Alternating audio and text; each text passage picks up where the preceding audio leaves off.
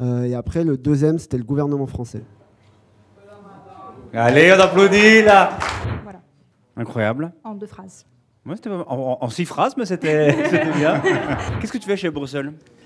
Je fais mon possible. Ok. Parlons un peu rentabilité de tout ça, là. Alors, les chiffres, ça donne quoi concrètement?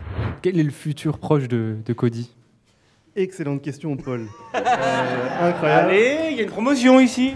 Bienvenue pour ce nouvel épisode d'Export Talk, Export Talk numéro 2. Endroit exceptionnel, on est dans un théâtre, regarde ce bar de fou, tu verras la scène après, c'est fou. Entrepreneurs de malades qui viennent aujourd'hui te donner tous leurs secrets pour réussir à l'international. On a Thomas qui a pas 30 ans qui a réussi en France. On a Nora qui grâce au salon a réussi à se lancer en Allemagne. Et on va t'apprendre est-ce que vraiment il faut aller à Tech ou pas, ou c'est que du bluff. Et un merci tout particulier à Bruxelles, c'est grâce à eux, c'est leur initiative qu'on organise ces soirées-là. Merci à Florence, Katia et Lorraine de soutenir au quotidien pour que ce projet décolle. On en parle là pendant 1 heure, entrepreneur de malade, pas de langue de bois, ça va être génial.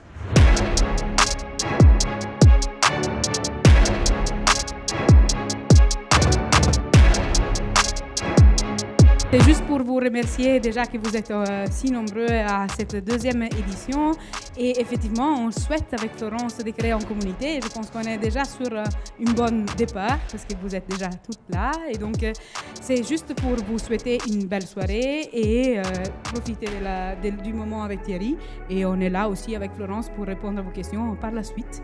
Et voilà. Ah bah c'est très bien, on peut t'applaudir alors, Voilà. merci Katia.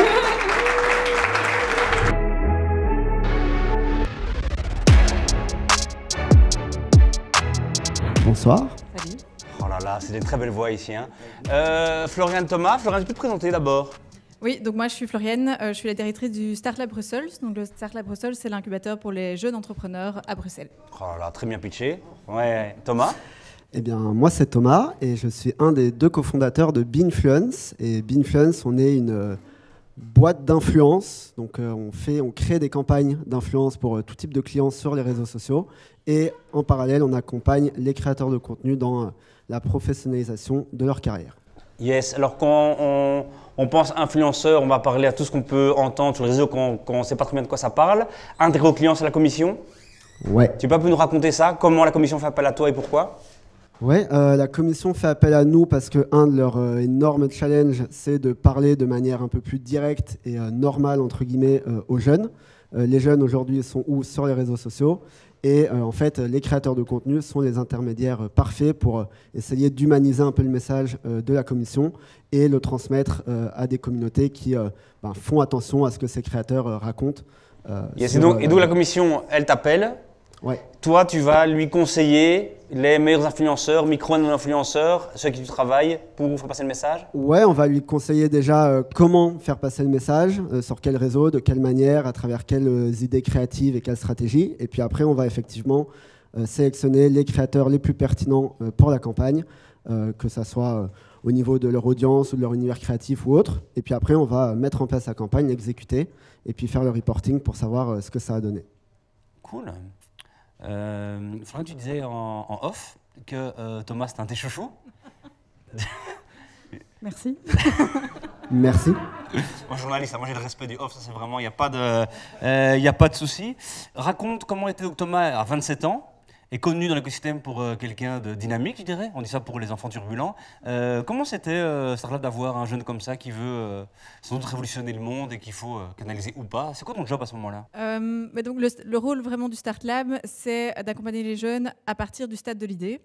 Donc quand Thomas est arrivé, moi je n'étais pas encore là, donc c'est pas vraiment moi qui l'ai accompagné et qui l'ai canalisé du coup. Mais donc quand les jeunes arrivent, ils arrivent avec une idée et nous en fait on va vraiment les pousser à un petit peu prendre du recul, pas trop vite vouloir se lancer, pour d'abord valider vraiment le marché sur lequel ils veulent aller et quelle est leur clientèle. Et on va vraiment les pousser à développer une empathie pour le client, pour vraiment comprendre quels sont leurs besoins et développer un produit du coup qui répond à un réel problème de cette clientèle. Ok. Dans les incubateurs, on sait que les entrepreneurs sont 2 colonnes. Il y a plusieurs colonnes, il y a les brillants et les moins brillants. Mais il y a aussi l'autre colonne qui est les coachables et les moins coachables. Thomas, il était où là-dedans? Brillant, c'est sûr. Allez, je te le donne, Thomas. Je te le donne. Merci, merci. Mais coachable ou pas coachable? Ouais, à mon avis, moyennement coachable. Mais du coup, c'est pas moi qui l'ai coaché, mais... Pas coachable. Nous, on a épuisé 8 coachs. Et on a failli se faire virer du Startlab avant qu'on trouve les bons coachs. Donc, ça, c'est beau. Donc, on peut se servir du Startlab comme de l'école et quand même, après, réussir, quoi. Alors, on ne s'est pas fait virer, et tant mieux, parce que sinon, pas sûr qu'on ait réussi. Mais oui, de toute façon, c'est un échange, hein, c'est une collaboration entre l'incubateur et les incubés, et il faut que chacun y mette un peu du sien, quoi. Ouais, c'est beau ce que tu dis. Et tu t'es lancé, vous êtes deux Bruxellois, deux jeunes Bruxellois, Ouais. sans même beaucoup de moyens au démarrage. Aucun. Et là maintenant, tu dis on veut être leader en Europe. Comment ça s'est fait, ce truc de dire ok, j'attaque directement, en tout cas au-delà de la Belgique. Et d'abord, ça, voilà, comment tu as eu l'esprit pour dire là on y va, quoi. Ouais, mon associé et moi, on est des gens très ambitieux. Donc dès le début, on s'est dit on va essayer de faire la boîte la plus grosse possible. Et puis après, on s'est vite rendu compte qu'en tout cas, dans notre industrie, les plus grosses boîtes, elles n'étaient pas en Belgique, malheureusement, parce que petit pays, petit marché, même si c'est très dynamique. Et que donc, pour aller chercher des gros clients, des gros budgets et du gros revenu, il fallait qu'on parte. Et on avait le choix entre partir aux Pays-Bas et en France, sachant qu'aucun de nous deux ne parle un mot de néerlandais. Classique, On classique. s'est vite tourné. Ouh, vous pouvez le huer, hein, non mais attends. On s'est vite tourné vers Paris. Et puis d'un point de vue un peu plus business, la France, c'est 67 millions d'habitants. C'est là où les sièges des très grosses boîtes sont en Europe. Et puis c'est la Startup Nation. Donc ce n'est pas qu'un slogan, mais on le dit vraiment. Demain. Presque. D'accord, demain. Ok. Tu t'es lancé en France il y a combien de temps? Plus d'1 an? 2 ans? Ça fait 2 ans là. C'est quoi tes 3 grands enseignements? Ou ton grand enseignement, tu vois, de ce trajet? Le premier, c'est qu'il ne faut pas avoir peur de partir de la Belgique. Alors nous, on a toujours des bureaux, une équipe à Bruxelles, on a toujours beaucoup de clients belges. Mais le fait d'aller en France, quand on vient de la Belgique, on est très bien accueilli. Parce que voilà, on a bonne presse vis-à-vis de l'écosystème parisien, on amène un peu de fraîcheur. Deuxième grand enseignement, c'est qu'en fait, pour vraiment devenir un excellent entrepreneur, c'est plus simple de le faire à Paris. Parce qu'il y a plus d'accompagnement, il y a plus d'outils mis à disposition, il y a plus de personnes qui sont beaucoup plus loin que toi, qui donc peuvent t'apporter des conseils et puis te donner l'ambition nécessaire pour que toi tu y arrives aussi. Et le troisième enseignement, c'est que c'est pas pour autant qu'il faut oublier son marché initial. Nous, on a passé beaucoup de temps à trouver un bon équilibre entre booster la France et faire en sorte que ça marche en France, tout en continuant à faire en sorte que ça marche et que ça continue à grandir en Belgique. Cool, quand tu as été en France, tu es retourné vers un Startlab français ou tu l'as fait en solo ou tu étais à Station F Ouais, nous on a été pris à Station F, donc très cool. Après c'était Station F période Covid, donc moins cool. Moins cool, Oui.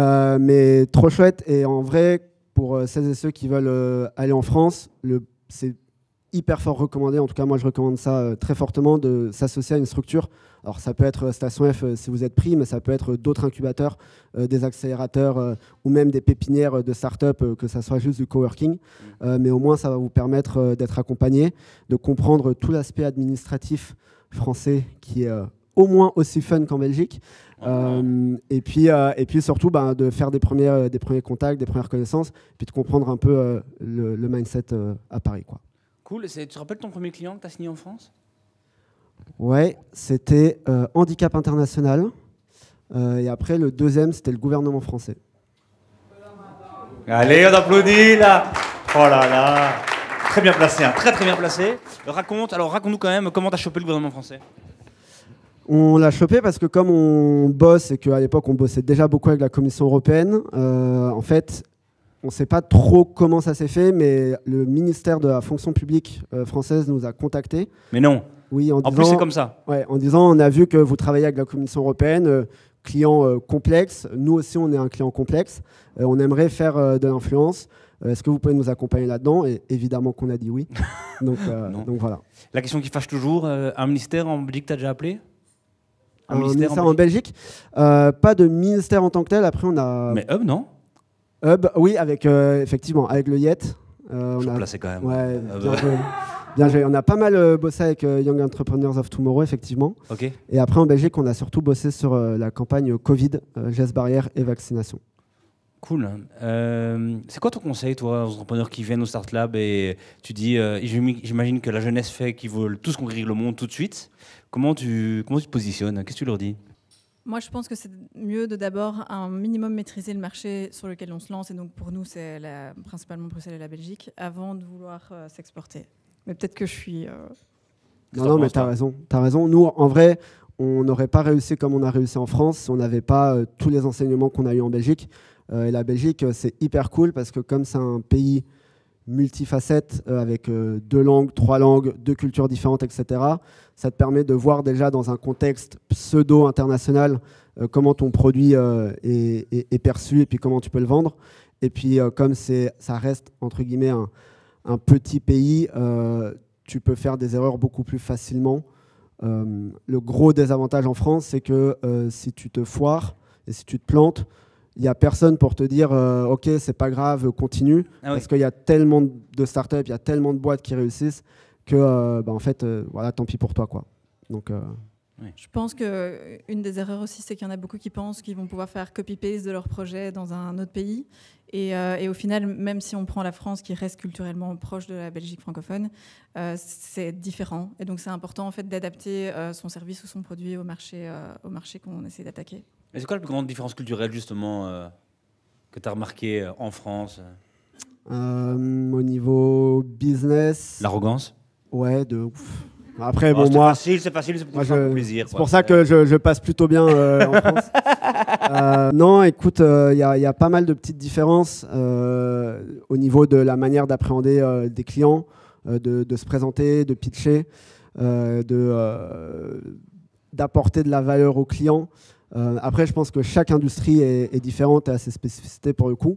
Nous, ce qu'on voit, c'est que quand on arrive en France, l'influence, c'est un marché beaucoup plus mature en France qu'en Belgique.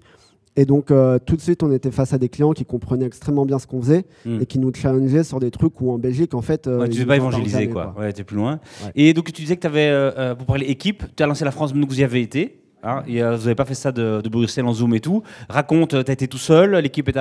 Comment ça s'est passé, ça? Ouais, j'ai été tout seul, comme un grand. Et puis, j'ai été pris à Station F. Enfin, on a été pris à Station F. Boris, donc mon associé, est resté à Bruxelles pour gérer l'équipe à Bruxelles. Et puis, j'ai commencé par une stagiaire qui est toujours chez nous aujourd'hui, puis une deuxième stagiaire qui est toujours chez nous aujourd'hui, et puis un troisième, et puis un premier CDI, un deuxième CDI, et puis maintenant, on est 8. Cool. Donc, voilà. Et maintenant, tu parlais d'Europe. Donc, j'imagine que c'est quoi? C'est l'objectif de cette année, ça? Ouais, alors quand on parle d'Europe, c'est à plusieurs niveaux. Nous, au niveau vraiment business, avoir des clients, etc., on est déjà présent dans 20 pays en Europe. Et on fait des campagnes au Danemark, on fait des campagnes en Grèce, on a des clients italiens. Après, en termes vraiment de présence, ouais, d'ici fin 2023, début 2024, ouvrir un 3e bureau à Berlin ou à Londres ou à Madrid, on aimerait bien, ouais. Ok. Et pourquoi il faut ouvrir un bureau et pas le faire de Paris, Bruxelles Parce que, comme l'a dit Florian, chaque pays a ses spécificités et a ses différences. Et qu'en fait, si tu n'es pas dans le pays, tu ne peux pas le sentir, ou en tout cas, tu peux moins le sentir. Et quoi qu'on en dise, avoir une présence physique sur un marché, ça rassure énormément, que ce soit les clients, les utilisateurs ou les investisseurs, pour montrer que tu es vraiment là pour y être, quoi, et pas juste pour faire de la figuration. C'est quoi la grosse erreur que tu as faite pour l'instant? Dans l'expansion ou au global? Ouais. On ferait une autre soirée pour le non, pour l'expansion, oui. Une grosse erreur qu'on aurait faite, je pense, c'est d'avoir peut-être sous-estimé l'investissement nécessaire pour aller très tôt, très vite. On a quand même mis pas mal investi dans l'arrivée en France, mais en fait, on s'est rendu compte que le marché était tellement plus véloce, tellement plus mature, et qu'il y avait tellement plus de compètes que si on avait vraiment voulu très bien faire ça, on aurait dû mettre 3 fois plus, quoi. Mais nous, ça nous paraissait délirant de mettre 3 fois plus que ce qu'on a mis initialement. Et en fait, avec notre référentiel belge, on s'était dit « Ah, mais c'est bon, ça va passer, etc. » Oui. Bon, alors ça l'a fait, hein, on est hyper content d'être en France et ça marche de ouf, mais on aurait pu être encore beaucoup plus loin si on avait vraiment analysé le marché et qu'on s'était dit « Ok, là, en fait, il faut mettre le double ou le triple. » Oui. Il y a des gens ici qui vont se lancer, qui sont en train de se lancer sans doute. C'est quoi le conseil que tu donnes à un client qui va démarrer demain? De le faire. C'est con, hein, c'est le conseil toujours hyper bateau, mais ouais, c'est... Alors on dit toujours que le premier pas est le plus compliqué. Ça, c'est vrai quand tu as fait 0 pas, et puis après, le premier pas, ça devient le plus facile de toute ton aventure.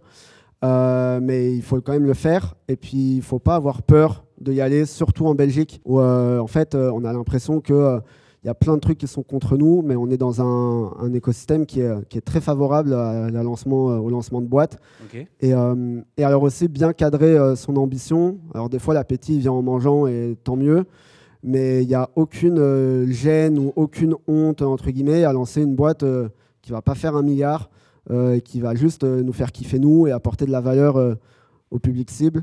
Voilà, la presse, les médias, on parle toujours des méga levées, des méga boîtes, des licornes, blablabla. Bla, bla, bla. Mais il n'y a pas que ça dans l'entrepreneuriat. Et je trouve que c'est bien des fois de le rappeler pour tous ceux qui n'ont pas envie de dédier leur vie à ça, quoi. Ta jeunesse, ton plus grand atout, mais est-ce que parfois, quand il y a un grand compte en face, il se dit ok, mais il est où le CEO? Ouais, alors ça, oui, au début, parce qu'en plus d'être jeune, on n'était pas du tout sûr de nous et voilà, tout était horrible. Maintenant, non, parce que, encore une fois, je pense que c'est spécifique à notre industrie, mais l'influence, ça reste un truc de jeune. Et donc, en fait, nous, on a la chance, entre guillemets, quand on a un directeur marketing de 50 ans qui nous voit débarquer en suite et qui est content, quoi. Et qui a 27 ans, il dit ah ouais, ok, c'est des jeunes qui comprennent le business dans lequel ils sont. Donc, voilà. Ok. C'est pour toi. Cool. Est-ce que toi, tu vois une évolution au Startlab de jeunes entrepreneurs qui sont beaucoup plus prêts à aller plus vite, plus loin et tout ça comment tu... Je sais que vous t'es arrivé pas il y a 5 ans, mais est-ce que c'est quoi un peu le feeling sur les différentes cohortes qui arrivent Est-ce que le Covid a calmé tout le monde Ouais, c'est difficile à dire. Pendant le Covid, on a eu beaucoup plus de candidatures. Je pense que les gens, justement, se sont dit, en fait, j'ai envie d'avoir un sens à ma vie, j'ai envie de faire quelque chose. Et puis, vers la fin du Covid, là, on a vu qu'il y avait un peu plus d'anxiété et du coup, le nombre de candidats a un petit peu diminué. Mais ça dépend vraiment d'une cohorte à l'autre. Et en fait, nous, on est hyper généraliste, autant en termes de secteur qu'en termes d'ambition aussi, donc on va avoir des projets à grande ambition comme Be Influence, et puis on va avoir des projets qui vont plus avoir une ampleur PME, et c'est très bien aussi, et c'est très chouette d'accompagner ce genre de projet là aussi. Donc oui, c'est très compliqué à dire, ça change de rentrée en rentrée. Ok, parfait. Maintenant, je vais passer un peu dans la salle, voir un peu quelles sont les questions.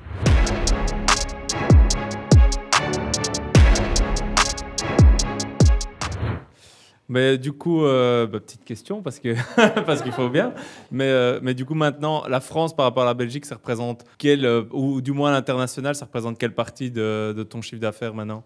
C'est devenu majoritaire ou c'est toujours la Belgique ton premier marché? Ouais, très bonne question. Merci. Si on prend tous nos marchés, sauf la Belgique, évidemment que le reste des marchés est majoritaire par rapport à ce qu'on fait en Belgique.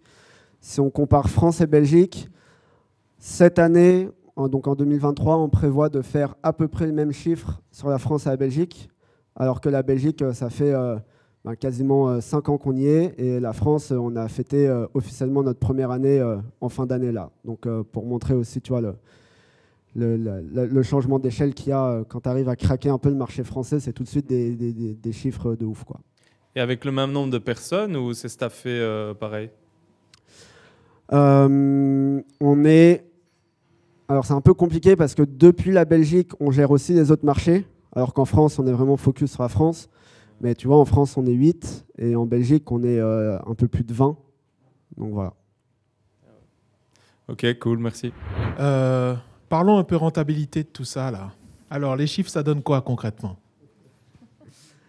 Alors, nous, on est rentable depuis le premier jour. Donc ça, c'est plutôt agréable. Et puis, on a beaucoup bossé pour pouvoir l'être. Et en termes de chiffres, on est à... Allez, je vais donner une grosse fourchette. On est entre 10 et 20% de rentabilité nette. Ah ouais, c'est pas mal, ça. On peut applaudir, quand même. Allez, Parce que tu t'y attendais pas, tu dis ok, c'est un jeune de 27 ans, il crame tout l'argent levé de ses investisseurs. Non, rentabilité ici, c'est beau. Moi, je le vois en soirée. Moi, je le vois en soirée à acheter 60 bouteilles. Aïe, peut-être, Aussi, mais ça ne nous empêche pas d'être rentable. Alors, peut-être que vous l'avez dit, je ne sais pas, mais juste pour être sûr, donc vos clients, c'est qui en fait typiquement? C'est tout type de société qui veut communiquer sur les réseaux sociaux à travers des créateurs de contenu. Donc ça peut être aussi bien des grosses marques comme on accompagne Carrefour Belgique, Nestlé, Oppo, Sony, Longchamp, etc. Ça peut être aussi donc des institutions, la Commission européenne, le gouvernement belge, le gouvernement français, le Parlement européen, qui veulent transmettre des messages un peu plus sociétaux à à la jeunesse et aux citoyens européens au sens large. Et puis après, on a évidemment tout ce qui est un peu start-up, scale-up et grosses PME. Et on a tout un département qui est dédié aux ONG et aux associations. Et donc là, on accompagne l'UNICEF, Médecins sans frontières, la Croix-Rouge, le WWF, etc., etc., qui ont aussi besoin de communiquer sur leur mission, leur combat, etc., et avoir le soutien de la jeunesse, quoi. D'accord. Et en termes de start-up, voilà, ou les petites entreprises, qu'est-ce que ça représente en termes de pourcentage par rapport à vos activités? Aujourd'hui, ça représente 10% à peu près. Mais bon, le combat est hyper inégal parce que quand un Carrefour arrive avec ses budgets marketing, c'est clair que ça fait vite beaucoup, quoi. C'est sûr. Ok, d'accord. Est-ce que vous petit ticket? Pardon, oui, pas de souci. Est-ce que vous avez une spécialité alors, un domaine dans lequel vous vous sentez peut-être beaucoup plus à l'aise ou ceux vers lequel vous voulez partir? Ouais, très bonne question. On est très fort en institution, de par notre expérience avec les différents clients que j'ai cités. On a une bonne expertise en food, parce que Carrefour, Nestlé, et puis maintenant on a le groupe Bell, donc tout ce qui est Boursin, Babybel, La Vache qui rit, etc. Ça fait qu'on est plutôt bien positionné là-dessus. Et après, on a pas mal d'expérience en entertainment et divertissement. On bosse avec Sony, avec Paramount, avec Disney, etc. Donc voilà. D'accord, très bien. Et avec tout ça, vous avez quand même l'envie d'aider et d'accompagner les petites entreprises, les startups? Oui, évidemment. Évidemment, parce que nous, il n'y a pas si longtemps, on était une toute petite start-up à qui personne ne nous faisait confiance et on se prenait des noms à répétition quand on voulait présenter notre boîte. Et en fait, les start-up, quand elles sont petites, c'est là où elles ont besoin du plus d'aide, quoi, et d'accompagnement, et d'essayer de mettre leurs produits devant un maximum de personnes potentiellement intéressées. Donc ouais, ça nous tient à cœur de ouf. Ouais. C'est sûr, effectivement, mais après, en termes de budget, voilà. En termes de budget, j'imagine, voilà, vous travaillez avec des grandes sociétés, des institutionnels, etc. Et puis là, vous avez une petite entreprise, une petite start-up, genre moi, qui débarque. Quel va être votre intérêt de m'accompagner plutôt que d'aller vers... Et c'est quoi le projet minimum aussi? Voilà. C'est quoi le ticket d'entrée? Voilà, justement. Ouais, alors nous, notre intérêt, c'est déjà de t'aider et puis voir si ton projet il est cool et puis si le fit humain entre nous il est cool, donc on a envie de bosser avec toi. Le fait qu'on ait des très gros clients, ça nous permet d'avoir des petits clients parce que on a une sécurité au niveau du revenu. Et après, on est convaincus que les startups d'aujourd'hui sont potentiellement les très grands groupes de demain. Et que, en fait, si on a une relation de confiance dès le début, tu vas continuer à venir et à bosser avec nous. Et quand tu auras des dizaines ou des centaines de milliers d'euros à mettre dans l'influence, ça sera toujours chez nous, quoi. Donc voilà, ça c'est un peu la réflexion derrière. Et après, au niveau du ticket minimum, ça vraiment, ça dépend. Si tu n'es pas une start-up, le plus petit ticket qu'on accepte, c'est 15 000 euros pour une campagne. Si tu es une start-up et qu'on s'entend bien, ça peut aller beaucoup, beaucoup plus bas, quoi. Oh là là, il va être harcelé après, harcelé, incroyable. J'ai une question sur la diversité des profils dans tes équipes, parce que vous faites à la fois de la santé publique, du marketing peut-être plus généraliste et tout, mais il faut être à la fois créatif et pas se planter non plus sur le message que, je sais pas, des gens un peu pointus essayent de faire circuler. Donc comment est-ce que tu recrutes, comment tu diversifies ton pool au sein de tes équipes? Merci. Ouais, nous la question de la diversité, elle se pose doublement, puisqu'il y a évidemment la diversité au niveau de l'équipe en elle-même, et puis il y a la diversité au niveau des créateurs et créatrices de contenu avec lesquels on travaille. Nous, au niveau de l'équipe, on a des profils hyper variés, avec des centres d'intérêt hyper variés, et on a tout un département qui est dédié à vraiment réfléchir de manière stratégique et créative aux campagnes et aux messages qu'on va faire passer à travers nos créateurs de contenu. Et ça, on a des gens qui ont une expérience de ouf en agence de com, qui viennent avec tout leur bagage et qui nous aident vraiment à faire en sorte que le message qu'on propose soit le plus percutant possible. Et après, au niveau des créateurs de contenu, en fait, ce qui est génial avec l'influence, c'est qu'il y a des créateurs de contenu pour absolument tout aujourd'hui. Et il y a aussi bien une créatrice lifestyle qui aime partir en voyage et montrer son dernier sac à la mode, que des médias maintenant carrément comme Hugo Décrypte ou comme Valran sur le crayon, qui en fait ont une énorme légitimité à parler de sujets peut-être un peu plus sociétaux, etc. Et donc nous, on a accès à tout ce pool de créateurs et de créatrices de contenu un peu partout en Europe. Et ça va du créateur qui a 1500 abonnés sur Instagram à celui qui a 10 millions d'abonnés sur TikTok. Et on a vraiment toutes les catégories, c'est-à-dire que dans la communauté, on a même des gens qui sont taxidermistes. Donc bon, on n'a jamais eu de client pour la taxidermie, mais le jour où potentiellement on en a un, ou qui vient nous demander, on pourra lui dire « Ah bah oui, on a des créateurs pour ça ». Donc voilà. Bonsoir. Bonsoir. Bonsoir. J'ai une question pour Floriane. Je ne sais pas si Thierry te l'a déjà posé, puisque j'ai dû rater 5 minutes de votre échange. Mais qu'est-ce que c'est le conseil que tu donnes? Comment est-ce que quelles sont les grandes lignes que tu essaies de faire suivre aux startups ou aux petites boîtes que tu accompagnes et qui ont envie de partir à l'étranger, qui ont cette envie des grandeurs? Comment est-ce que tu fais Voilà. Donc on avait déjà un peu abordé les questions, mais donc, ce que je disais, c'est qu'il faut d'abord un minimum maîtriser son propre marché avant de vouloir s'exporter, et qu'il faut adapter son produit à la demande locale.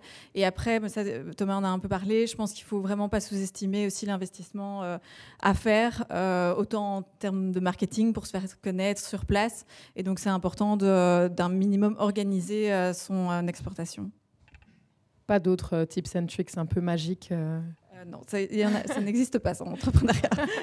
Mais il faut aller sur place, quoi. Ça, c'est vraiment, s'il y a un seul conseil à donner, si vous êtes plusieurs fondateurs, il faut qu'il y en ait un au moins qui aille sur place et qui fasse cet effort de dire je quitte mes potes, Bruxelles, etc.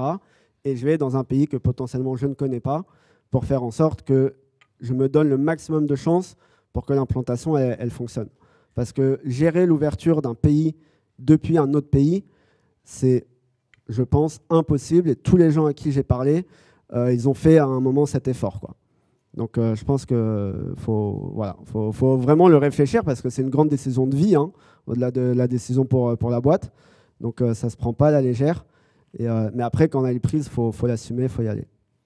Et c'est pas toujours facile. On a interviewé un entrepreneur cette semaine qui a 50 ans, qui a fait une exit, mais qui devait lancer avant l'exit le marché américain. Il est parti avec sa famille, tous les enfants, sa femme et tout ça. Ils sont partis à New York, installer, mettre les enfants à l'école, enfin un système américain très compliqué. Et puis un mois plus tard, le Covid commençait. Et tout était, voilà, tu fais des choix de vie de dingue. Déjà à Paris c'est quelque chose, aller aux États-Unis tout changer. On se rappelle que le gars Doudou a dû dire à sa femme, ils avaient lancé, c'était pas l'Inde, mais c'était quand même, c'était très très loin. Désolé de ne plus avoir le nom, mais c'était, il avait mis quelqu'un sur place, ça marchait pas. Il a dû dire à sa femme et les 4 enfants jeunes, au fait, la semaine prochaine, je pars et je vais revenir, mais il faut que je lance le truc.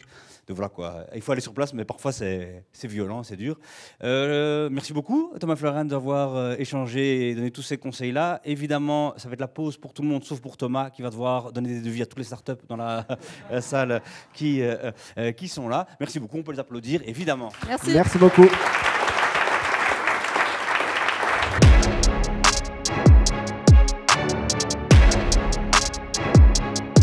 Je vous demande de faire un tonnerre d'applaudissements pour Lionel et Nora qui nous rejoignent maintenant. Oui.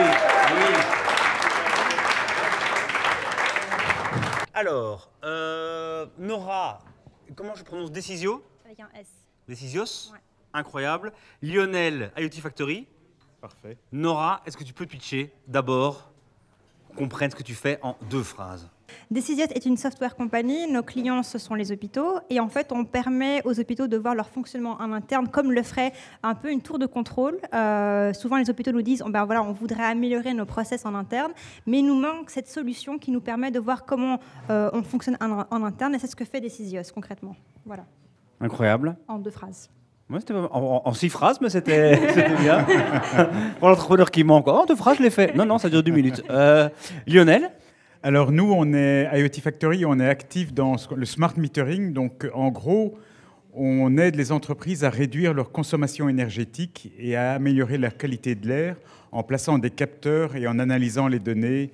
Et on fournit des tableaux de bord et des systèmes d'alerte voilà, pour le milieu des entreprises. Est-ce que les gens écoutent après quand tu dis réduire la facture énergétique ou tout le monde dit ok c'est bon, je veux, tu vois, maintenant comment ça se passe Alors j'en discutais justement récemment, c'est vrai qu'il y a également au niveau européen des réductions de l'empreinte CO2, hein, donc on a des objectifs, et jusqu'à la crise énergétique, jusqu'à la crise en Ukraine, ça ne concernait pas vraiment les gens. Oui, on va réduire un jour peut-être. Ouais. Aujourd'hui, il y a toujours de toute façon pour l'être humain qu'une seule manière d'agir, c'est par le portefeuille. Et donc aujourd'hui, en effet, on ne doit plus expliquer aux gens ce qu'on fait et pourquoi on le fait. Donc toi, tu es un des types ici qui profite de la crise énergétique, c'est ça? Donc moi, je pleure mes factures, et toi, tu as compris le truc, et tu es en train de profiter. C'est ça que tu es si souriant maintenant ce soir. Non, pas du tout. Non, Ouais, c'est pas... Non. Oui. Je suis un citoyen responsable depuis des années. Et, et par rapport à ça, quand je lisais, par exemple, dans l'actualité, oui, à Bruxelles, il y a eu une déclaration gouvernementale lors de la précédente législature. On va réduire de 30 ou 40% notre empreinte CO2 d'ici 2030. Et j'ai creusé, ça fait des années que je creuse. Comment? Je ne sais pas si ici, quelqu'un a une idée comment on va faire. Donc, en gros, on ne sait pas. Et donc, oui, réduire ses consommations énergétiques, ça a une action concrète. Et donc, oui, ça nous permet de vivre, mais je crois que tout le monde, c'est une passion, on a envie de faire ce métier-là, et bien entendu d'en vivre, mais il y a aussi un objectif sociétal. Et donc, on est très à l'aise dans notre travail. Oui. On est très à l'aise dans notre travail. Tu souris beaucoup trop. Non, mais on est un peu jaloux aussi, hein, Lionel, écoute, il faut nous comprendre. Nora, ici, on vous a invité pour parler salon. C'est une des façons d'attaquer un marché, un nouveau pays, c'est de commencer à tâter le terrain avec un salon. Vous l'avez fait avec Hub, si je ne me trompe pas. C'est pour ça que vous êtes là d'ailleurs. Est-ce que tu peux nous raconter, c'était en Allemagne ce salon? Tout à fait. Si vous nous parlez, c'est quoi le nom du salon? Pourquoi tu y as été? Alors, en 2 phrases. En 2 phrases. Alors moi, j'ai participé au salon Medica à Düsseldorf en Allemagne, qui est en fait le salon phare du secteur médical. Decidios, en fait, on fait partie du Life Tech du cluster, et donc ils nous ont dit, mais en fait, il y a un département au Hub Brussels qui est l'export, et il y a un pavillon belge, et on pourrait t'accueillir dans ce pavillon belge. Moi, je me suis dit, en fait, super, bonne opportunité pour moi. Je suis encore une structure récente, ça serait intéressant d'être accompagnée dans ce genre de démarche. Alors, l'export, on n'est pas forcément prêt d'un point de vue logistique, rien à voir d'un point de vue technologique, mais ça demande quand même un minimum en termes d'organisation. Mais bonne opportunité pour tâter le terrain.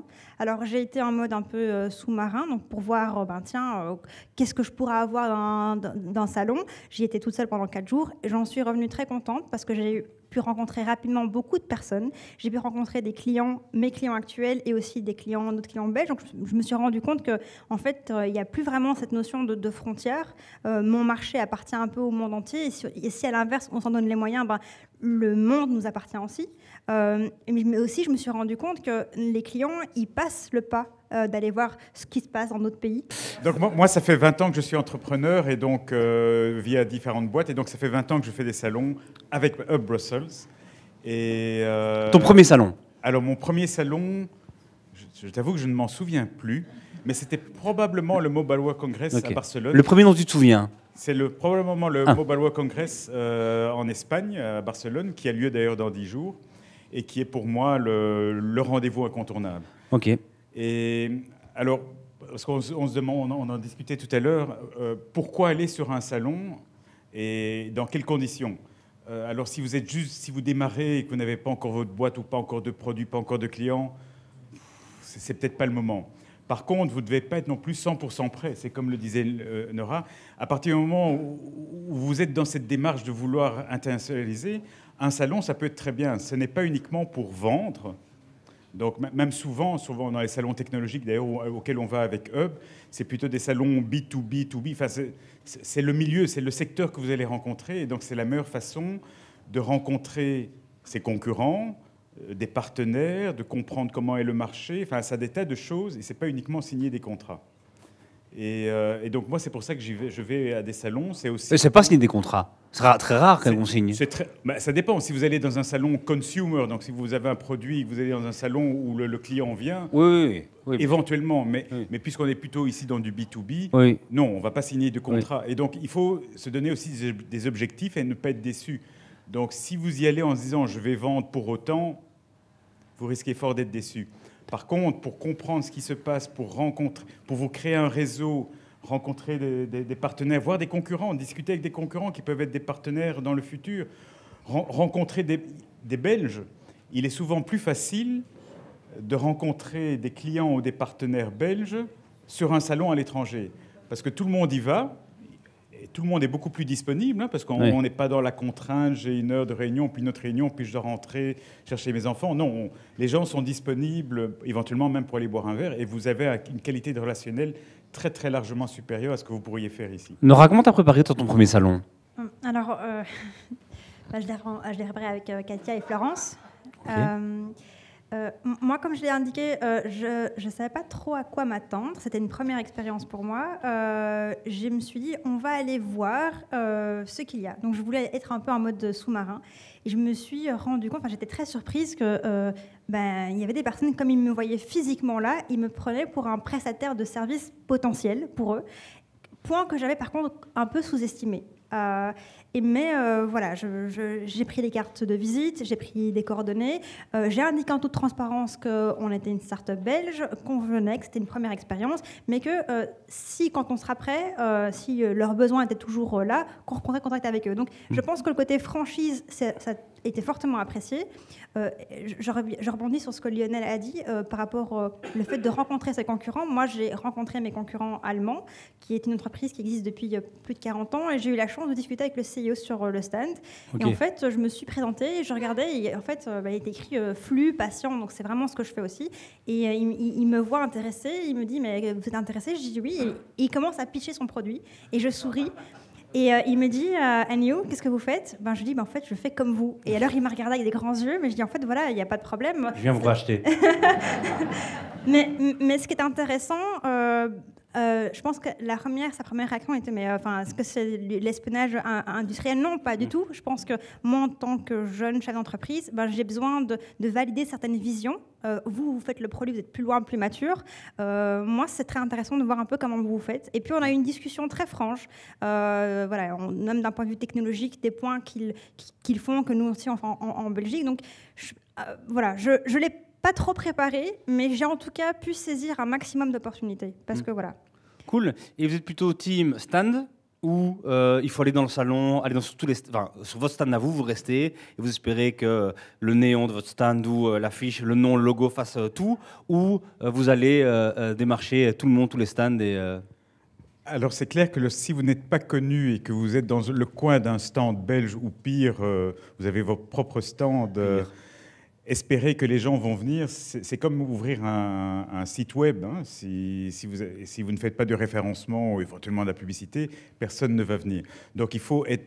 Alors l'avantage quand on est avec Hub ou autre, c'est les gens sont attirés par le stand parce qu'il y a d'autres acteurs qui sont là, qui ont chacun leur écosystème, et donc tout ça est mis ensemble, donc vous avez plus de trafic. Par contre, il faut également sortir, il faut aller voir les autres. Être sur un stand et ne pas le quitter, je pense que c'est perdre 50% de l'intérêt d'un salon. Hein. Yes. Je partage ma vie. J'ai partagé mon temps. Donc, il y avait une partie où j'étais sur salon. Et puis, il y a une partie où je prenais mes cartes de visite et mon PC. Et j'allais voir d'autres stands. Mais je rejoins l'avis de Lionel. Ici, moi, le pavillon belge était un très beau pavillon. Donc, et aussi, le Made in Belgium a un très bon label. Et donc, les gens sont si curieux de voir, en fait, quel est le savoir-faire belge. Donc, voilà. Classe. Moi, j'ai vraiment le souvenir très précis d'un CES où la délégation belge avait été divisée en deux. Je faisais partie de ceux qui étaient juste à côté de la French Tech, qui met vraiment des millions et donc qui attire un monde de dingue, et on attrapait tout le public.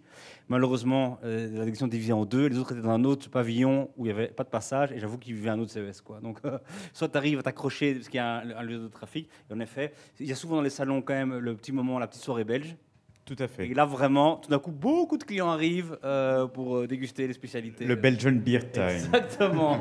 gros moment de rencontre. Il y a toujours un ministre qui est là aussi avec son petit ciseau pour inaugurer. Et vraiment, c'est ça qui fait le truc. Mais il ne faut pas avoir honte, hein, parce que la Belgique, on a un petit pays et on se dit toujours, oui, à l'étranger, on est très bien vu parce que on est sérieux. Alors, on a ce côté germanique et ce côté latin. Donc on a un mix entre les deux donc qui est fort apprécié. Et quand on est sur le stand de Hub, on a une belle visibilité, parce que généralement le stand est bien. Et quand vous êtes sur des grands salons, donc comme pour Nora Medica, qui est l'AMEC dans le médical, ou le Mobile World Congress dans mon domaine, qui est l'AMEC pour les télécoms, c'est aussi une marque. Donc ça veut dire que pour vos futurs clients, pour vos futurs partenaires, vous étiez sur ce salon-là. Donc vous pouvez être tout petit, mais vous étiez là et en plus vous aviez un stand et vous avez eu le Belgian Beer Time, donc vous pouvez accueillir vos partenaires, vos clients. Donc ça amène beaucoup de visibilité et beaucoup de crédibilité à votre projet. Et quelqu'un vient chez toi, Nora, est-ce que ton expérience, il vient chez Medica, il y a de l'intérêt, c'est un salon, donc aussi un moment où tout le monde veut rencontrer aussi un peu tout le monde, mais après il faut signer, closer. C'est quoi le temps après que tu donnes? Comment tu approches ça? Tu as eu des leads quand même, hein, très qualifiés, mais c'est des leads dans le premier salon. Dès le lundi, dès que tu rentres, t'appelles déjà. Il faut être patient. Okay. Il faut être patient. Moi, le premier salon, c'était j'ai envie de sortir mon produit en dehors. Quel est réellement le potentiel business? J'avais besoin d'être physiquement sur place pour le sentir, voir s'il y avait vraiment un intérêt. On peut passer du temps à philosopher ou bien lors d'un board à essayer de discuter, mais il faut aussi se rendre compte et aller sur place.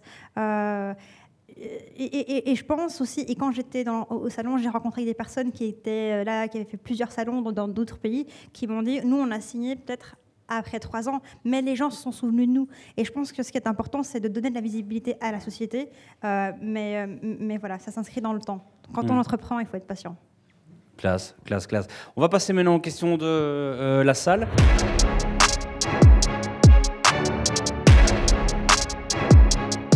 Est-ce que les salons vous ont vraiment ouvert des portes pour l'international ou c'était surtout des contacts que vous avez faits pour ensuite vendre en Belgique?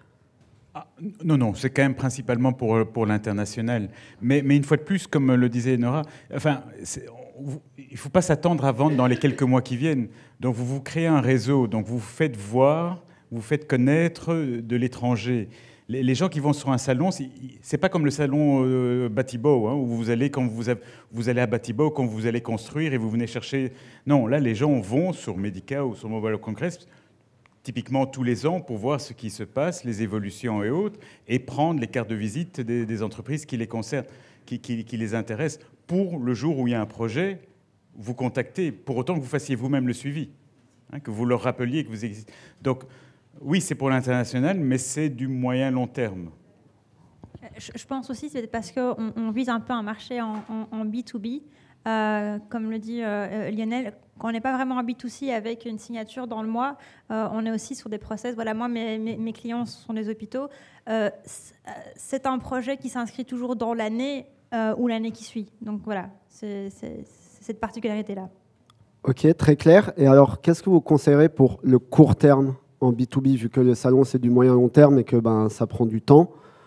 Qu'est-ce que vous avez d'autre comme levier d'activation pour partir à l'international et vendre dans d'autres pays?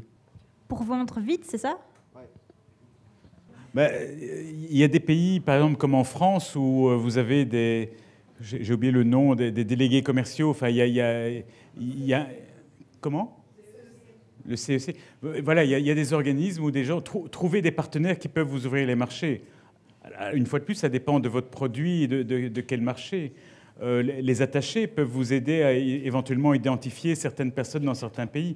Alors moi, j'ai des expériences positives avec pas mal d'attachés, moins positives avec d'autres. Ça dépend un peu de leurs affinités avec tel ou tel type de produit.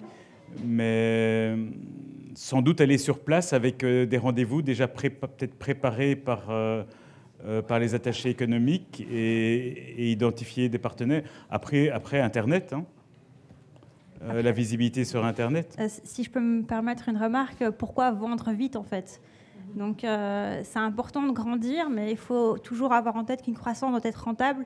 Donc il ne faut pas forcément se précipiter, mais plutôt privilégier des projets où il y a matière à avoir de la marge. Donc je ne suis pas dans l'optique de vendre pour vendre. Donc voilà. Bonjour. Est-ce que vous auriez des conseils à recommander pour de l'habillage de stand? Hub Brussels fait ça vraiment bien.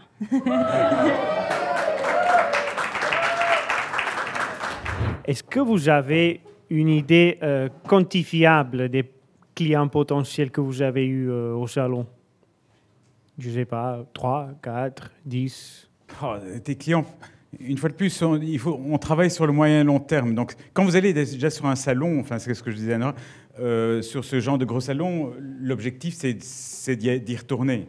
C'est pas d'y aller une fois. D'ailleurs, il y a des pays, hein, j'ai été au GITEX, donc à Dubaï, donc dans les pays arabes, les gens vont jamais faire affaire avec vous la première année. Ils veulent voir que vous revenez régulièrement, donc la confiance s'établit comme ça. Donc, après, vous allez avoir beaucoup de contacts. Et d'ailleurs, ne sous-estimez pas le travail. Donc, il y a beaucoup de travail en amont. Hein, Nora en a parlé. Sur le salon, vous n'allez pas arrêter. Mais après, c'est encore pire. Parce que vous allez devoir traiter les dizaines ou centaines de cartes de visite que vous avez collectées, plus rattraper le temps, entre guillemets, perdu, du temps où vous n'étiez pas là. Donc, l'avant est compliqué. Sur place, vous revenez sur les genoux. C'est sympa, mais vous revenez sur les genoux. Après, c'est l'enfer. Je pense que, pour moi, et Lionel, je ne sais pas si tu partages mon avis, mais l'objectif salon, ce n'est pas forcément de vendre. L'objectif du salon, c'est d'asseoir une légitimité, une visibilité pour pouvoir à terme, après, pour un client qui hésitait, se dire, en fait, ils sont quand même dans tel endroit, on les revoit, et donc voilà. Donc la visibilité, c'est l'objectif d'un salon. Enfin, oui, tout à fait. Moi, par exemple, donc on vend plus à l'international qu'en Belgique. J'ai des partenaires dans 10 pays, donc des clients, hein, des intégrateurs. J'essaie de les inviter, donc, parce qu'avec Hub, généralement, on a un certain nombre d'invitations pour le salon, mais j'essaie de les inviter. Donc pour moi, c'est l'occasion de les rencontrer, de leur faire plaisir, de leur offrir un verre et de discuter de la relation. Donc c'est aussi développer la base existante de clients et de partenaires. En fait, avant d'aller au salon, vous ne partez pas avec des chiffres en tête, même en termes de relations. OK, merci. Parce qu'il y a quand même, sur le salon, il y a les professionnels, comme eux deux, et puis il y a des jeunes startups, parfois un peu touristes, qui disent « Ah, le CES, il y a un truc de motocross avant, ok, je vais y aller pour... Mais ça existe aussi, évidemment. Oui, ça c'est le côté business tourisme, comme j'appelle. Oui. Exactement. Non, mais même pour des boîtes qui sont plus jeunes, qui démarrent, ne négligez pas le fait de voir vos concurrents, voir le marché, de pouvoir affiner votre offre de valeur, votre produit, sur base de dire, c'est au moins aussi valorisant que de rencontrer des clients. Vous êtes peut-être dans la mauvaise direction. C'est clairement une source d'information qu'on peut avoir concentrée en l'espace de quelques jours. Ouais. On rencontre beaucoup de personnes. Lionel, tu as dit tout à l'heure, on peut aussi voir des tendances qu'on ne verrait peut-être pas voir dans notre pays, dans notre marché. Donc, c'est en 4 jours un the place to be en termes de source d'information. En tout cas, oui. Et ça a une vraie valeur. Merci beaucoup. On est ici chez le boss. Hein. On a le boss de l'export ici chez Hub. Des salons, on voit vraiment passer tout le temps. Raconte un peu, raconte rien du tout. En fait, pose la question, pardon, si tu veux bien. Qu'est-ce que tu n'as jamais osé poser à ces gens, à ces participants? C'est pour toi. Mais, donc, j'entends que Hub Brussels fait ça très bien, et j'en suis très fier. Mais ma question, c'est qu'est-ce qu'on ne fait pas assez? Qu'est-ce que, selon vous, qu'est-ce qui manque? Qu'est-ce qui manque pour que ce soit parfait? On applaudit ça quand même. Ça, c'est...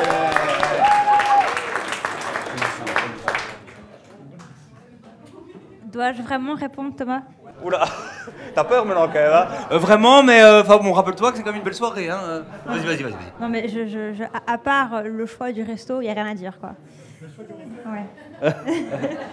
Lionel, toi, t'as 20 ans de salon, t'as bien quelque chose? Non, d'une manière générale, franchement, et je ne le dis pas parce qu'ici, on est Hub, donc j'ai eu l'occasion de discuter avec des gens d'autres pays, Business France et autres. La qualité de ce qui est fait au niveau belge est vraiment remarquable et le coût par rapport à d'autres pays est largement inférieur. Donc on a vraiment l'opportunité d'aller pour pas très cher et d'avoir un bon service. Peut-être ce qui manque, mais qui est plus quand même compliqué à mettre en œuvre, j'en suis conscient, c'est que Hub et donc l'organisation, ils vont organiser le salon d'une manière générale, mais aujourd'hui, ils sont sur Medica, demain, ils sont au Mobile World Congress. Donc, ils n'ont pas toujours cette expertise sectorielle, verticale. Et les attachés économiques n'ont encore moins. Et donc, il y a parfois un décalage. Si vous voulez, par exemple, demander à des attachés économiques de préparer votre voyage et de rencontrer... ils vont pouvoir le faire dans certains secteurs qu'ils maîtrisent, et puis dans d'autres, ça va passer moins bien. Mais je suis tout à fait conscient que ce n'est pas facile, et il y a déjà eu pas mal de discussions. C'est le côté transversal, quelqu'un qui va adresser tout le monde versus quelqu'un qui est spécialisé dans le médical ou autre. Donc voilà, parfois ça manque un peu de... J'ai eu des cas dans le passé où je demandais, donc dans notre jargon, il y a les Value Added Resellers, VAR, donc c'est un terme. Et avant d'aller à Dubaï, il y a très longtemps, j'avais demandé, tiens, est-ce que vous pouvez me trouver des value added? Et ils m'ont trouvé une société VAR, quelque chose. Ils n'avaient absolument rien compris à ma question. J'avais sans doute mal posé la question, parce que j'avais utilisé des mots très techniques par rapport... Voilà, j'apprenais aussi. Mais donc, il faut savoir que les attachés n'ont pas l'expertise du métier. Et ça peut être parfois... Voilà, ça pourrait être mieux, mais c'est sans doute pas possible. Est-ce que Lionel pourra partir avec Hub ou... Oui. Et nickel, on peut vous applaudir en tout cas, merci beaucoup.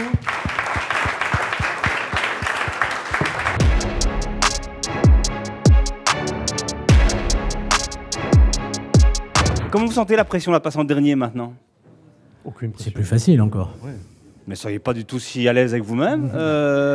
Faut convaincre, hein, un par un, il faut les convaincre les gens ici. J'ai déjà à convaincre ce que vient de dire Lionel. Nickel. Alors Arnaud, toi tu es le plus français des Bruxellois, des Français. Tout à fait. Qu'est-ce que tu fais chez Bruxelles? Je fais mon possible. Ok. Qu'est-ce que je fais? Oui. J'essaye de trouver des réponses au problème de la verticalité et de la connaissance sectorielle pour accompagner les entreprises notamment. En tout cas, c'est mon job aujourd'hui. Ok. Sébastien, toi, qu'est-ce que tu fais chez Coty? Et qu'est-ce que fait Coty? Ce que je fais chez Coty.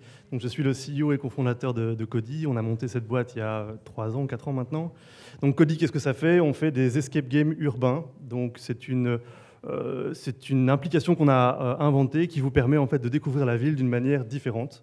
Tu veux que j'élabore un peu ou j'ai que 2 phrases aussi? Non, tu peux encore une petite, tu peux y aller. Une petite de plus. Oui. Ok. Donc via une application mobile, en fait, on va vous emmener sur une quinzaine de points de la ville pour vous la faire découvrir, comme je le disais, d'une manière un peu différente. Vous allez avec vos amis, familles, voire collègues, visiter la ville et on va vous interroger, on va vous poser des énigmes sur les différents bâtiments et monuments de la ville. Et on vous promet qu'en 2 heures et 3 ou 4 kilomètres, vous aurez découvert les meilleurs coins de la ville. Top. Arnaud, Sébastien est là parce qu'il est aussi membre d'un cluster. À quoi ça sert un cluster?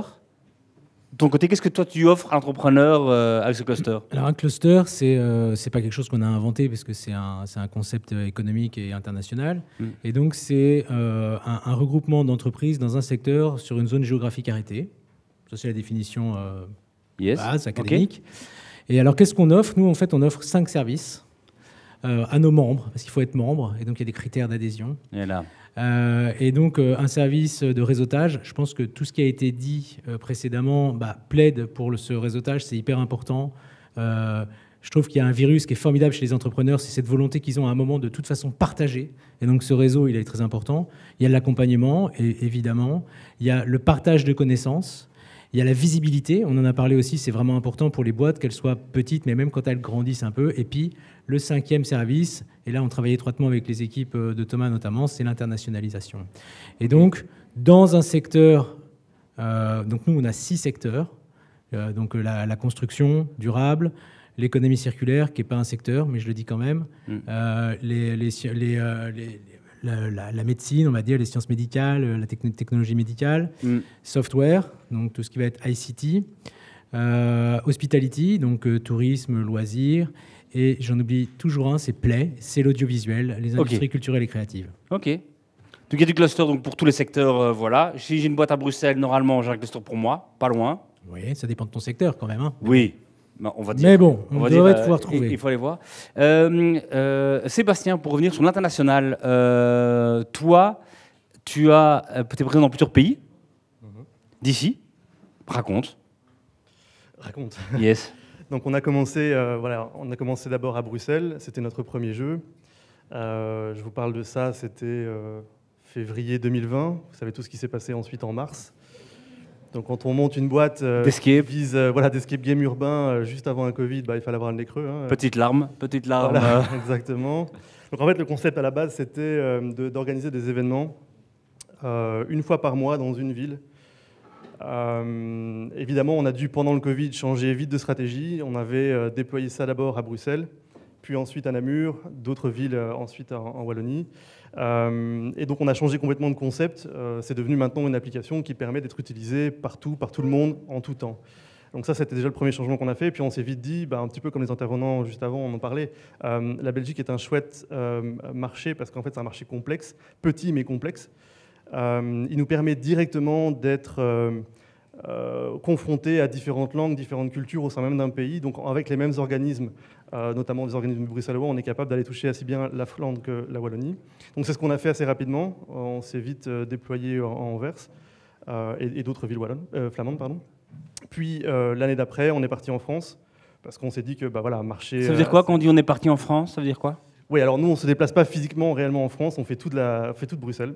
On a en fait déployé une espèce de moteur qui nous permet de déployer nos jeux à distance sans avoir à se déplacer. Il faut savoir qu'au tout début de l'histoire de Cody, on mettait environ 3 semaines pour créer un jeu. Aujourd'hui, on met 2 jours et demi, 3 jours. La qualité a descendu? Pas du tout, c'est amélioré la qualité. Ah ouais.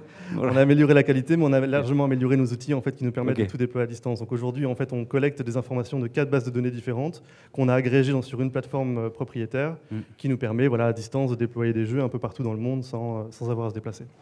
Cool. Et donc maintenant, tu lances toi, tu es via les stores, c'est ça? Ouais. C'est quoi en fait lancer un pays? Raconte-nous, tu localises ton app Oui, effectivement, on doit localiser l'app, c'est déjà une première chose. donc la langue, tout ça, c'est ça? Oui, tout à fait. Donc l'app doit être localisée, le jeu en lui-même doit être localisé évidemment. Donc il faut savoir qu'aujourd'hui on déploie nos jeux en 5 langues, 5 à 6 langues, ça dépend des jeux. Donc on parle de l'italien, l'espagnol, français, néerlandais et anglais au minimum.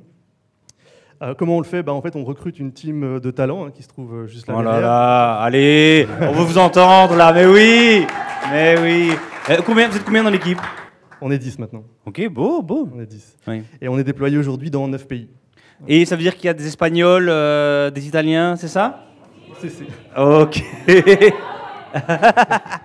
Donc, on a recruté des contrairement à Thomas, dans ton business, on peut, vu que Bruxelles est cosmopolite, c'est ça? Exactement. Avoir des origines espagnoles ici qui viennent d'Espagne pour le projet ou qui étaient là à Bruxelles à la commission s'ennuyant et viennent alors après chez toi? Alors on aurait bien aimé le faire venir directement d'Espagne, mais non, on a trouvé des gens de talent ici à Bruxelles. Ok. Bruxelles Project, il y avait une Française de Marseille qui était venue les rejoindre pour brasser de la bière. C'est vrai. Donc Marseille, le soleil, elle avait très très dur au début de s'acclimater un peu au temps belge. Ok, donc toi tu gères tout d'ici. Tu vois ça dans 2 ans. T'es où? C'est pareil? Vous êtes encore plus de nationalité au siège ou tu penses qu'à un moment tu vas devoir avoir un siège Amérique, un siège ou non? Tu penses que tu peux continuer à le faire d'ici? Alors je vais décevoir mes collègues, mais qui aimeraient en fait avoir des sièges un peu partout parce qu'ils aiment bien voyager. Oui. Non, en fait, d'ici 2 ans, on sera toujours à Bruxelles et on sera probablement dans 15-16 pays. Désolé les collègues. Ouais. Ok, donc d'ici tu peux le faire quoi. D'ici je peux le faire, oui. Incroyable. Et c'est quoi le plus grand défi quand tu commences un nouveau pays? Parce que j'imagine que la langue, ok, bon, ça c'est standard. Ouais, c'est la culture essentiellement. Mais ça veut dire quoi alors? Par exemple, quand tu t'es lancé, dis-nous un pays où le lancement était fort différent de ce que tu attendais ou de ce que tu avais l'habitude à faire ici. Typiquement, on a fait une levée de fonds il y a 2 ans, fin décembre 2021, avec la promesse qu'on allait se déployer en Espagne et en Italie. Et nous, on a simplement appliqué la même stratégie, la même recette qu'on a fait en Wallonie, en Flandre et puis en France. On s'est dit que ça allait fonctionner. On l'a fait également au Portugal, on l'a fait en Suisse. Et en fait, là-bas, ça n'a pas fonctionné. Pourquoi? Parce que culturellement, peut-être les jeux ne fonctionnaient pas très bien, peut-être qu'au niveau de la langue, on n'était pas assez bon, peut-être que le prix était trop élevé. Donc en fait, il y a beaucoup de critères qui diffèrent d'un pays à un autre. Et ça, si on n'est pas originaire du pays, c'est très difficile de se rendre compte à distance. Donc tu changes carrément tes jeux alors, selon la culture, c'est ça que tu as dû faire alors? On doit les adapter, évidemment, oui. Adapter. Oui, tout à fait. Pas que la langue, quand tu dis l'histoire par exemple. Oui, alors ça, on essaie d'éviter, mais oui. Oui. C'est possible, oui. Ok. C'est quoi l'erreur que tu as faite en déployant comme ça dans des pays C'est de croire qu'en fait, ce qui a fonctionné en France et en Wallonie peut fonctionner partout dans le monde. Et c'est-à-dire qu'avec 0 €, c'est ce qu'on a fait en fait ici, on n'avait pas d'argent, on a lancé le truc et via un peu le buzz et l'aide d'organismes bruxellois notamment, on a fait en sorte que ça allait fonctionner. Eh bien non, en fait, ça s'est répété éventuellement dans certaines villes en France, mais pas ailleurs. Donc maintenant, c'est en fait, en gros, il faut de l'argent pour pouvoir développer une boîte B2C à l'international. Yes. C'est obligatoire. Alors toi, quand on a préparé cette soirée, parce que oui, elle se prépare cette soirée, Vivatech, le salon, c'est un salon tech à Paris où vraiment tout le monde aime y être. Les startups adorent être à Vivatech, les corporates aussi, c'est vraiment, c'est un peu notre CES à nous, quoi. C'est pas loin, c'est brillant. Il y a du 440 qui vient regarder les startups et tout, donc on y croit. Tu l'as fait aussi. Tu as une expérience tout à fait différente que d'autres. Raconte un peu. Ouais, je veux pas casser l'ambiance, hein. C'était pas le but non plus. C'est trop tard, c'est trop tard. Ouais, mais nous, en fait, l'expérience, c'est comment se tromper de salon, en fait, clairement. Ouais. Donc, on parle pas ici de mauvaise organisation ou quoi que ce soit, c'est vraiment se tromper de salon. Comme tu viens de dire, effectivement, c'est brillant. Vivatech, il y a vraiment les plus grosses marques qui y vont, les grosses startups, que ce soit belges, françaises, mais aussi internationales, elles y sont. Nous, on y est allé dans le cadre du pavillon bruxellois. Alors, ce qu'il faut savoir, c'est qu'on était dans un coin du salon, un coin où personne passait, soyons clairs, où très peu de gens passaient. On était juste en face du stand qui était très joli, très bien habillé des Pays-Bas. Ils avaient des consoles de jeux vidéo, ils avaient des bars, ils avaient vraiment la totale. Tout Oui. Donc ça attirait beaucoup de gens. Et puis après, ils regardaient un peu Bruxelles en disant mais qu'est-ce qu'ils font là, eux? C'était un peu difficile. Et puis juste après nous, il y avait les Wallons. Et donc du coup, on ne comprenait pas pourquoi en fait les Wallons et les Bruxellois n'étaient pas ensemble. Pour nous, on aurait pu probablement avoir un plus gros stand si on était tous réunis. Donc ça, c'était une première chose. Et puis la raison pour laquelle on s'est planté, c'est parce que nous, on avait des attentes à l'époque on voudrait rencontrer des investisseurs, mais aussi des partenaires sur ce stand-là. On en a rencontré, mais ça ne s'est pas soldé sur des choses incroyables. On a eu des deals intéressants, notamment en Allemagne, où la Deutsche Bahn, par exemple, voudrait en fait faire un projet avec nous, mais nous, on n'est pas encore assez prêts, si tu veux, pour lancer l'Allemagne. Donc voilà, ça ne s'est pas réellement soldé par un succès, quoi. Et donc, à la question, est-ce qu'on y retourne l'année prochaine? Non, probablement pas. Yes. Mais est-ce que tu as vu un salon qui serait plus adapté pour toi? Alors oui, il y a d'autres salons, et on est déjà en train de discuter avec Bruxelles, notamment à Séville. Il y a le tourisme connecté, digital. Qui est plus, évidemment. Voilà, et là, on serait probablement plus à notre aise. On a aussi d'autres salons, notamment sur tout ce qui est éducation, qu'on fait aussi en Belgique. C'est évidemment tout ce qui est tourisme connecté et éducation, c'est beaucoup plus intéressant pour nous. Ok. Et Arnaud, dans les clusters, c'est quoi votre rôle par rapport à l'international, les salons vous poussez à y aller très vite, ils doivent réfléchir avant, c'est quoi un peu le... Ben, en fait, Nora a dit quelque chose qui était assez, assez rassurant dans la démarche qu'on doit avoir avec les entreprises. C'est que nous, nous, on est une administration et donc vous comprenez qu'on a des pressions aussi politiques de temps en temps. Et donc, on parle souvent de la vitesse entrepreneuriale. Les startups, elles vont vite. Oui, elles doivent réagir vite sur certains sujets. Mais quand on parle stratégie, j'ai quand même l'impression qu'on doit être en capacité de se projeter. On doit être capable d'avoir une vision long terme. Donc, de toute façon, ça peut être une erreur, effectivement, entre guillemets, de casting au niveau du choix du salon, mais elle n'est pas fatale pour l'entreprise. Ça permet peut-être de mieux, d'ailleurs, savoir par derrière comment ça va se passer. Et donc, le marché belge, et j'ai même envie de dire le marché Benelux français, il n'est quand même pas énorme, et donc on sort très vite de son marché. Alors, ça dépend certainement de son produit, mais en tout cas, on encourage à tester. Alors maintenant, il y a tout le programme néo-exportateur en plus qui fait qu'on va accompagner ces risques qui pourraient être un risque. Mais donc oui, on encourage, on teste. Il faut aussi que la personne ait envie. Généralement, l'entrepreneur, il marche aussi à l'envie. Il a sa raison, mais il a l'envie, il a un kick. Et donc, on ne va pas le décourager, au contraire, et on va le mettre en relation. On va le mettre en relation avec les collègues de l'export, avec les CEC, pour qu'ils aient une vue un peu plus directe. Et c'est quelque chose qu'on essaye d'améliorer quasiment tous les jours chez Hub, c'est de voir comment on peut faire pour nourrir le plus et donner cette information qui est si précieuse aux entrepreneurs pour qu'ils puissent partir avec déjà un bagage assez sérieux. Ok, t'es d'accord ? Complètement, mais je ne veux pas paraître non plus trop pessimiste ni négatif par rapport à l'événement. Ah non, ne recommence pas. Hein. Ouais, non, t'as eu ta cartouche, mais non... Non, vraiment, ça a été super bien organisé. Et comme tu disais, effectivement, on a eu des relations, notamment avec Nuki, qui était avec nous sur le stand, enfin, que tout le monde connaît. Nous, c'est un bon partenaire aussi pour nous. Et ça a été vraiment bien organisé. C'est peut-être que nous, on ne savait pas exactement où on devait aller. Est-ce qu'on devait aller sur un salon plutôt digital, plutôt touriste? C'est un peu une dichotomie qu'on a. Hein. On est à la fois une app, mais à la fois du tourisme, de la culture. Donc, il faut juste faire des choix. Exact. Maintenant, je vais aller un peu dans la salle.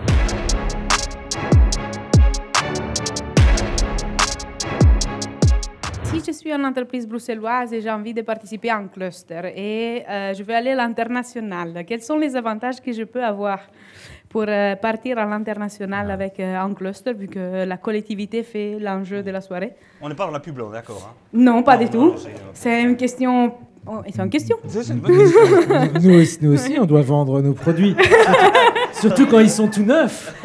Ils ont à peine 24 heures. Non, effectivement, quand on est membre d'un cluster, déjà, on a la possibilité d'être prioritaire à l'inscription à certaines actions, certaines missions, certains salons.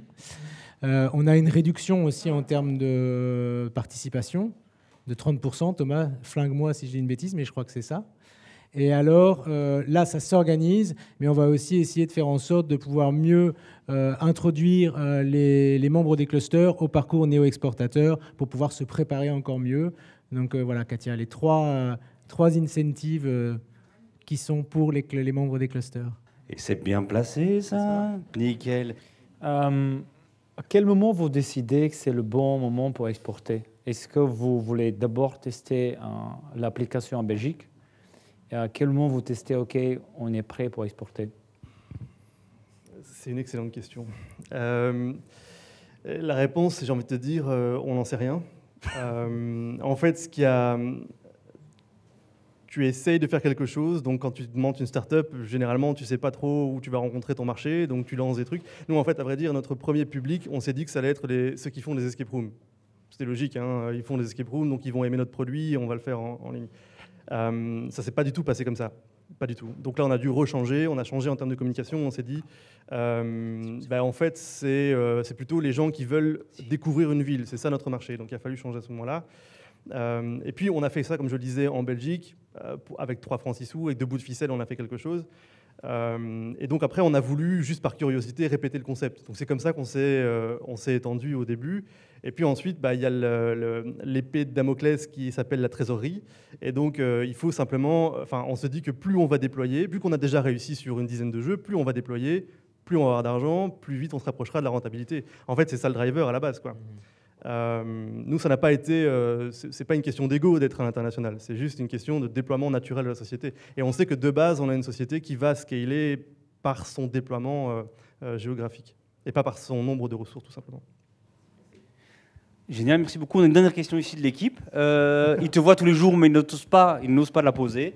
Voilà, moi, la question que j'avais, c'était quels sont les axes potentiels de développement? Parce qu'actuellement, vous faites des axes qui sont du particulier à particulier, enfin du B2C. Quel est le futur proche de Cody? Excellente question, Paul. Incroyable. Allez, il y a une promotion ici. Alors, je pense qu'on en a déjà discuté, hein, mais bon, je vais expliquer ça un peu à tout le monde. Donc, en fait, il y a différents axes de développement pour nous. Le premier, c'est comme je le disais juste à l'instant, c'est un déploiement géographique. Donc, notamment, on est en train de se déployer aux Pays-Bas et en Angleterre. Ce sont 2 marchés qui sont importants pour nous. Aux Pays-Bas, on a une croissance actuelle de 600%, donc c'est quelque chose c'est un marché qui pour nous est vraiment intéressant. Et puis le deuxième point, c'est on se développe sur différents types de marchés, dont notamment les team building. Donc si vous êtes en entreprise et que vous êtes intéressé de faire un team building, j'ai des cartes de visite dans ma poche, donc n'hésitez pas à venir me voir. Et des codes. Ça, faut pas le dire, ça, Thierry. Bon. Non, c'est pas grave, on peut le dire aussi. Okay.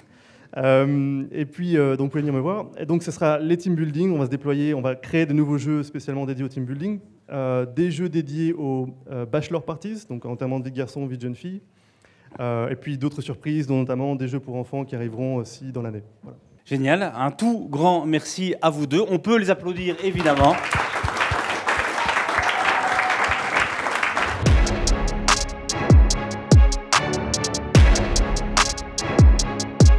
J'ai plein d'informations à vous communiquer. Vous êtes prêts? Alors, déjà, merci beaucoup d'être venus ce soir. Ça nous fait super plaisir à Katia et moi et à tout le monde, en fait. Hein. Pareil pour Startup Vie, de voir que ça vous intéresse, de voir que c'est un concept qui vous parle. C'est un concept qui est fait pour durer. On a envie que ce soit vraiment un rendez-vous, je ne vais pas dire quotidien, puisque ce ne sera pas tous les jours, mais un rendez-vous régulier des entrepreneurs ou des porteurs de projets et porteuses de projets bruxellois et bruxelloises. Donc, merci d'être là. Ça, c'est la première chose. Merci à toutes les personnes qui sont montées sur scène. Ça, c'est la deuxième des choses. Alors, maintenant, passons dans le vif du sujet. Prochaine date dont il faut que vous vous souveniez, c'est le 20 avril. C'est la prochaine édition de l'Export Talk Show qui se fera ici aussi, de nouveau avec l'équipe de Startup Vie, en fait, hein, avec Thierry et d'autres personnes. Si ça vous intéresse, si vous avez des idées de sujets qu'on pourrait aborder, n'hésitez pas à venir nous trouver avec Katia. On est ouverte à écouter ce que vous avez à nous dire. Ça, c'est la première chose. Deuxième chose, enfin, ça fait beaucoup de choses, numéro 2, mais... Deuxième chose, dans la liste des choses que je vous ai déjà dites, on a d'autres concepts donc que l'Export Talk Show. On a des Export Lunch qui sont de nouveau qui cherchent à rassembler la communauté exportatrice à Bruxelles, mais ici plus spécifiquement sur un sujet particulier, parfois un petit peu plus technique, où on fait venir des personnes spécialisées dans un domaine, ou par exemple la TVA à l'étranger ou Access to Market, etc. Donc vraiment plus dans le style conférence. Si ce sont des sujets qui vous intéressent, notez la date du 21 mars. Katia, où es-tu? 21 mars, tu me confirmes? Elle me confirme. Donc le 21 mars, ça c'est sur le Export Lunch, c'est sur la période du lunch. Donc ce sera sur le temps de midi. Et grande nouvelle qu'on avait déjà annoncée la dernière fois, on a un parcours néo-exportateur, un espèce d'incubateur à l'étranger qui est prévu pour septembre 2023. Si vous connaissez des personnes qui seraient intéressées de se faire accompagner pendant plus ou moins un an vers des marchés étrangers qui ont besoin d'un encadrement, si vous-même vous êtes intéressé, vous venez nous trouver, Katia et moi, on en discute, et puis surtout vous postulez quand ça sort en avril. C'est tout, non ? Je pense que c'est tout. Passez une bonne soirée. Le bar est encore ouvert, je pense. Et on se réjouit de vous voir aux prochaines éditions. Merci beaucoup à vous. Au revoir, bonne soirée. Et voilà, Export Talk, c'est terminé. Merci d'avoir regardé jusqu'au bout. Le prochain événement, c'est le 16 avril. Ça va être dingue. Toujours au même endroit, à Bruxelles. On a un théâtre incroyable. Viens, on s'amuse, on prend plein de trucs. C'est dingue. Merci à Bruxelles. À plus.